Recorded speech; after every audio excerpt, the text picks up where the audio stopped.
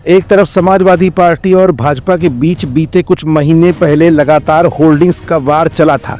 कभी समाजवादी पार्टी की तरफ से भाजपा के लिए होर्डिंग्स लगाए जा रहे थे तो कभी बीजेपी के नेता सपा पर वार करते हुए तमाम होर्डिंग्स लगा रहे थे। संजय निषाद ने 27 के खेवनहार की होर्डिंग्स लगाए और चर्चा बटोरी तो योगी की बटेंगे तो कटेंगे शीर्षक के नाम से होर्डिंग चर्चा का विषय बनी रही। विधानसभा की 9 सीटों पर चुनाव हुआ और 10वीं विधानसभा सीट पर चुनाव 5 फरवरी को होना है। ऐसे में एक बार फिर मिल्कीपुर विधानसभा उपचुनाव से पहले बीजेपी के किस नेता की होर्डिंग्स सुर्खियों में आ गई है।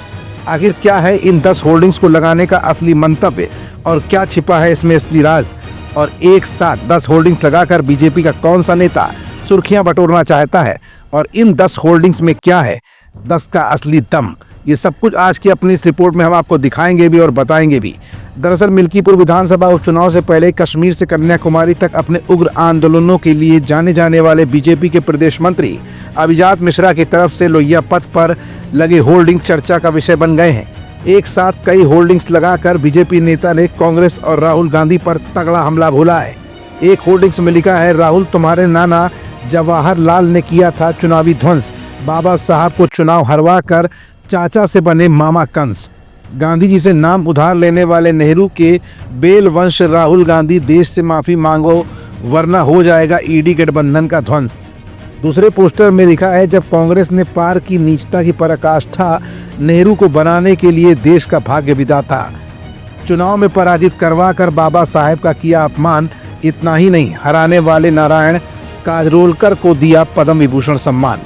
अभिजात मिश्रा के होर्डिंग से ही खत्म नहीं होते। तीसरे पोस्टर में लिखा है, महात्मा गांधी जी की आड़ लेकर नेहरू और कांग्रेस ने किया अंबेडकर जी का अपमान, न संसद में तस्वीर और न देश में स्मारक और न ही दिया भारत रत्न का सम्मान। ये तो सिर्फ 4 होर्डिंग्स का दिया हुआ कंटेंट है, लेकिन जरा सोचिए कि अभिजात मिश्रा ने कितना सोच समझकर किस स्क्रिप्ट राइटर के जरिए इन होर्डिंग्स के कंटेंट्स को तैयार कराया है।